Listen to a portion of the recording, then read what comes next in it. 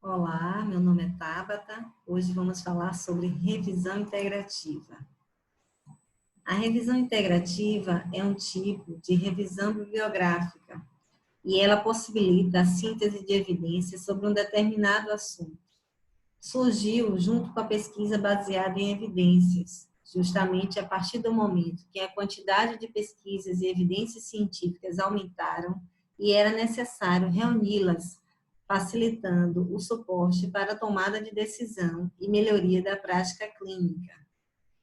Um objetivo também da revisão integrativa é apontar lacunas do conhecimento, mostrando necessidades de novos estudos sobre um determinado tema. Aqui nós vamos ver os três principais tipos de revisão bibliográfica e as diferenças existentes entre eles.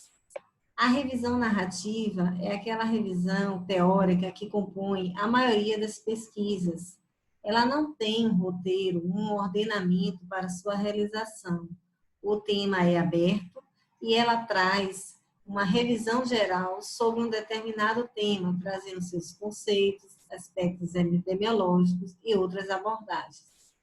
Então, sua principal característica é que ela não tem um protocolo rígido para sua confecção. Já a revisão integrativa e a sistemática, todas as duas têm um protocolo para sua confecção, têm critérios e eles podem ser replicados. Partem sempre de um tema específico e de uma questão de pesquisa específica. Mas as duas também têm diferenças. A revisão integrativa inclui estudos com diferentes abordagens. Podem ser estudos tanto quantitativos quanto qualitativos. Por isso, ela é caracterizada como um tipo de revisão mais ampla, porque ela inclui vários estudos sobre um determinado tema. Já a revisão sistemática, ela é mais restrita, porque ela utiliza apenas estudos experimentais e ensaios clínicos randomizados. Uma outra diferença principal entre a revisão integrativa e a sistemática é que a revisão sistemática requer obrigatoriamente que os aspectos metodológicos dos estudos encontrados e incluídos sejam avaliados. Isso exige que o pesquisador ou o estudante tenha um conhecimento vasto de metodologia para fazer inferências, críticas e observações sobre os diferentes aspectos metodológicos, sobre os resumos, sobre os achados dos estudos. E a revisão integrativa não tem a obrigatoriedade de fazer essa avaliação metodológica, o que torna ela, com relação a esse aspecto, um pouco mais fácil de ser executada. Nós vamos abordar nessa apresentação os principais procedimentos metodológicos da revisão integrativa. Então, quando se faz um estudo, a primeira etapa é dizer, caracterizar o tipo de estudo que vai ser feito, trazendo seus conceitos e seus aspectos principais. Para isso, é preciso ter um autor de suporte, uma referência que trabalhe e que estude esse tipo de metodologia. Nessa apresentação, eu vou utilizar como referência essa publicação de Mendes, Silveira e Galvão, sobre revisão integrativa. Ela é muito conhecida e difundida na área da saúde, principalmente na área de enfermagem. É um trabalho publicado em 2008, mas vale destacar que existem outros estudos nacionais e internacionais sobre o tema, com publicações também mais recentes, que podem ser utilizados para consulta no desenvolvimento da revisão integrativa. Nesse estudo, os autores trazem 6 etapas para a realização da revisão integrativa, que serão detalhadas uma a uma ao longo da apresentação. A primeira etapa é a da identificação do tema e seleção da hipótese ou questão de pesquisa. É nesse momento inicial que o estudante deve pensar qual é o tema que ele vai pesquisar. Esse tema deve surgir de uma área de interesse pessoal do estudante, mas que também tenha relação com a sua vivência e com a sua prática clínica, de modo que ele esteja motivado para a realização do estudo. Identificado inicialmente o tema, sugere-se que seja feito um levantamento preliminar nas bases de dados, para que o estudante consiga identificar rapidamente quais são os aspectos que já foram estudados e tenha uma ideia e familiaridade com o tema, identificando se existem realmente condições de fazer uma revisão integrativa sobre esse assunto.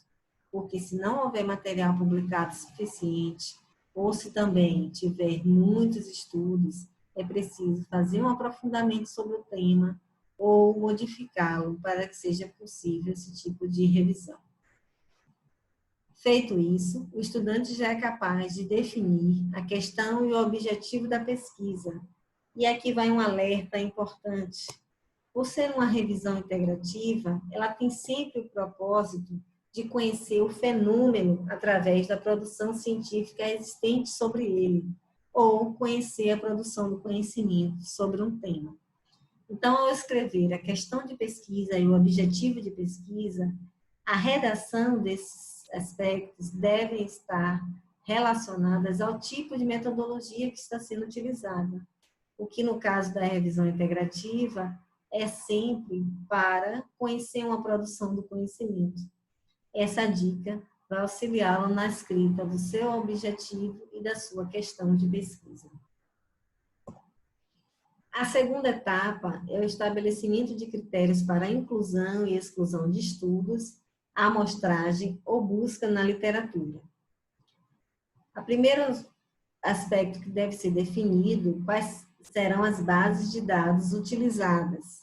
Nós já vimos na aula de estratégia de pesquisa em bases de dados as principais bases utilizadas nas pesquisas na área de saúde.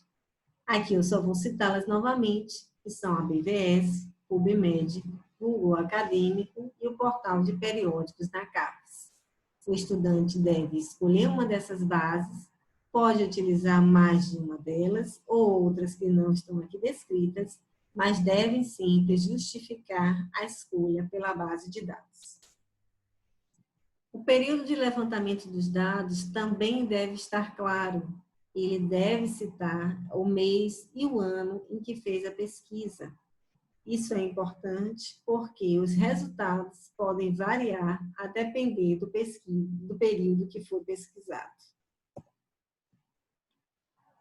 O terceiro aspecto a ser definido são os descritores. Eles são de dois tipos básicos, descritores controlados, que nós também já vimos onde encontrá-los no MESH e no DEX, ou descritores não controlados, que são as palavras-chave. Elas são importantes para encontrar trabalhos cujos termos ainda não são validados, mas o estudante deve deixar claro também porque optou em incluir um termo não validado ou não controlado. Critérios de inclusão e exclusão dos artigos. Então, para selecionar os textos, é necessário estabelecer os critérios que serão utilizados. Aqui eu vou citar os mais comuns encontrados nos estudos de revisão integrativa. O recorte temporal pode ser ou por uma data relevante para o tema, por exemplo, na área da saúde da criança, eu posso escolher como data inicial da pesquisa a publicação do Estatuto da Criança e do Adolescente. Mas, se não há uma data específica para o tema, eu posso utilizar por atualidade, ou seja, os últimos 5 anos, selecionando artigos mais recentes sobre o tema. Essa tem sido uma opção para as pessoas que desejam publicar as suas revisões integrativas. O idioma pode ser um critério, mas lembrando que, restringindo-se pelo idioma português, exclui-se estudos importantes publicados em outras línguas, o que também não é bem visto na hora de publicar o artigo. Pode-se definir o tipo de documento, se quer trabalhar apenas com artigos, ou serão incluídos teses e dissertações, ou serão artigos somente com dissertações, depende do tema que for estudado. Se serão utilizados apenas textos completos ou outros tipos de texto, Qual é o país de origem do estudo? A depender do tema, é importante, se eu quero saber quais são apenas as experiências brasileiras, eu posso restringir o país de origem. Qual é o tipo de texto ou estudo? Se eu vou incluir editoriais ou outras revisões, é possível, mas tem que ser deixado claro porque o que nem sempre é aconselhável incluir esses tipos de textos também na revisão integrativa. E a relação com o tema de estudo é porque não é interessante incluir textos que abordem outros aspectos que não relacionados ao que se deseja estudar. Feito isso, selecionados os textos primeiro pelos critérios, é feita agora a seleção através do próprio artigo. Primeiro, com a leitura do título, vendo se tem afinidade com o tema. Existindo dúvidas, parte-se para a leitura do resumo. E, por fim, para a leitura do texto na íntegra, para definir se ele será incluído ou não na revisão integrativa. Aqui um outro alerta que diz respeito à descrição detalhada de cada etapa. Uma pesquisa ela é considerada bem feita, válida, quando todos os seus aspectos metodológicos são bem descritos e detalhados, não deixando dúvidas para o leitor. Então, todas as decisões que o estudante deve tomar com relação aos descritores, inclusão de palavras-chave, critérios de inclusão ou exclusão, devem ser esclarecidos. Feito isso, a amostra ela é selecionada e ela deve ser apresentada de forma gráfica, seja por uma tabela, seja por um fluxograma, podendo identificar as etapas que foram seguidas para a seleção dos estudos. Esse é um exemplo de fluxograma muito conhecido, que é o fluxograma Prisma. É um modelo utilizado nas revisões sistemáticas, mas que também tem sido utilizado nas revisões integrativas.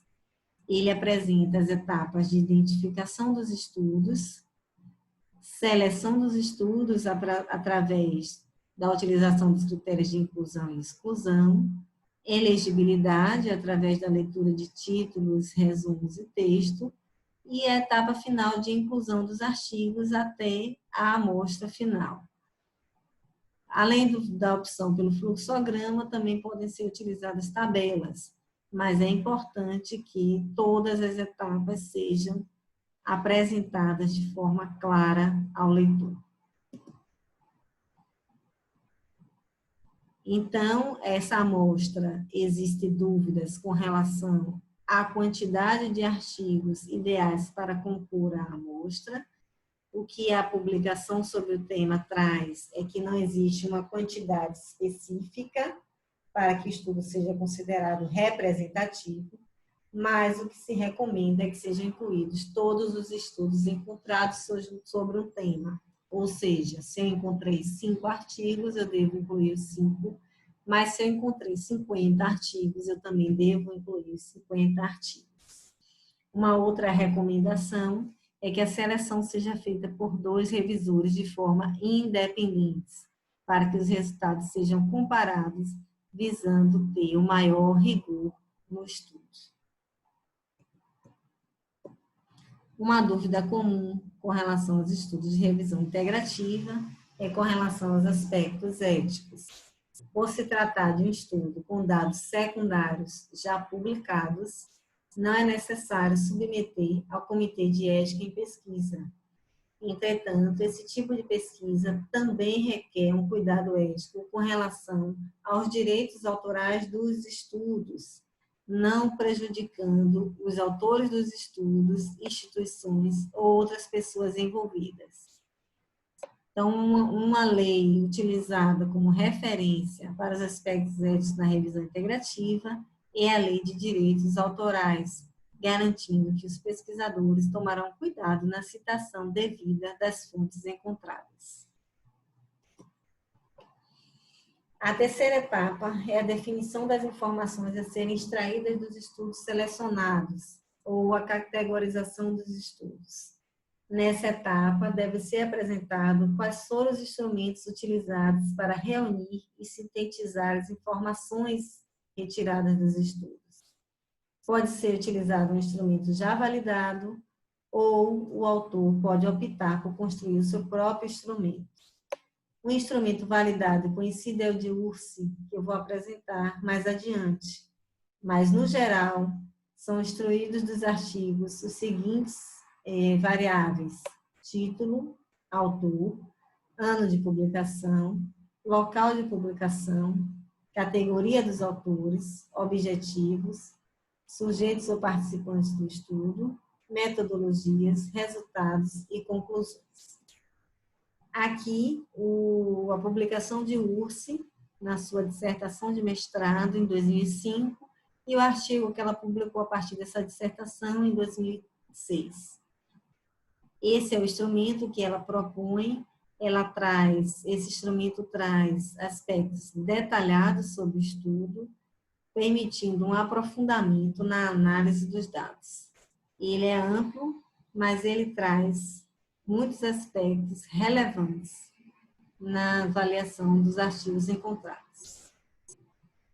Um outro alerta importante diz respeito à quarta etapa, que é a avaliação dos estudos incluídos na revisão integrativa. Todos os estudos selecionados, eles devem ser analisados detalhadamente. Por isso que um instrumento amplo permite e facilita essa análise. A análise ela deve ser realizada de forma crítica, procurando explicações para os resultados e itens observados no texto. Então, tente excluir o máximo possível de informações dos artigos que vocês selecionaram. A quinta etapa diz respeito à interpretação dos resultados, a discussão dos achados dos artigos incluídos na revisão integrativa. É nesse momento que os autores dos estudos vão fazer comparações com outros estudos encontrados na literatura, buscando fundamentar os seus achados. Também nesse momento são apontadas lacunas no conhecimento, sugerindo pesquisas futuras e associações e repercussões com a prática clínica ou com a área de interesse do estudo. É uma etapa muito importante da revisão integrativa, mostrando a contribuição dos seus estudos para a prática clínica, lacunas no conhecimento e futuras pesquisas. E a última etapa é a apresentação da revisão integrativa ou da síntese do conhecimento encontrada. Essa apresentação ela pode ser feita de diversas formas. Os artigos eles podem ser apresentados individualmente, com um quadro sintetizando seus principais aspectos, ou pode ser feito um quadro síntese, mostrando as principais informações sobre todos os artigos encontrados, e além disso também podem ser feitas categorias de acordo com os temas encontrados nos artigos. Além de ser utilizado cada uma dessas, o autor também pode utilizar pela combinação de mais de um desse tipo de apresentação. Aqui o exemplo da apresentação individual de cada artigo incluído na revisão integrativa, trazendo um resumo do artigo encontrado. Esse é o exemplo do quadro síntese, trazendo uma linha para cada artigo encontrado com informações específicas sobre eles. E, por fim, a apresentação utilizando categorias temáticas através do agrupamento de temas relevantes encontrados no artigo. Essa foi a nossa aula de revisão integrativa. Espero ter contribuído e estou disponível para a retirada de dúvidas. Bom estudo!